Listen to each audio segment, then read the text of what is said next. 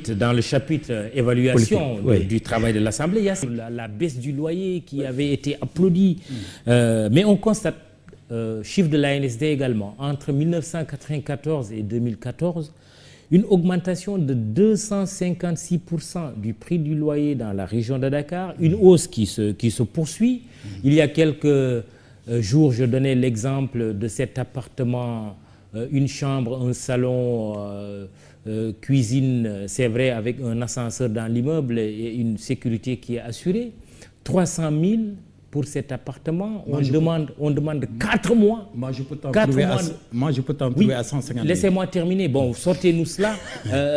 4 mois de caution. Des appartements qui coûtaient 150 000 aujourd'hui sont à 350 000 à Dakar. Vous ne pouvez pas nier que cette hausse, que cette loi sur la baisse du prix du loyer doit être revue. Oui, elle n'est plus opérante. Oui, nous devons faire une évaluation de cette loi. Oui. Et je vous le dis dans votre antenne, qu'à l'ouverture de la session, nous allons regarder cette loi, procéder à son évaluation et éventuellement apporter des corrections et regarder surtout son opérationnalité. Nous allons faire ce travail-là. Mais au-delà de ça, Mamoudou, je dois te dire, moi je ne crois pas trop à ce type de réglementation. Moi je crois plutôt à la loi du marché. Du marché de l'offre et de la demande. Il faut impulser, il faut faire de sorte que de plus en plus de Sénégalais aient accès à l'habitat. Et ce travail-là est en train d'être fait avec le programme des 100 000 logements. Vous savez, la meilleure façon de régler la question du loyer, c'est rendre disponibles les villas, rendre disponibles les maisons pour que les Sénégalais puissent avoir un toit à la mesure de leur bourse. Mais tant qu'on est là, en train de réglementer, parce que le gars va vous dire, moi j'ai emprunté de l'argent pour faire...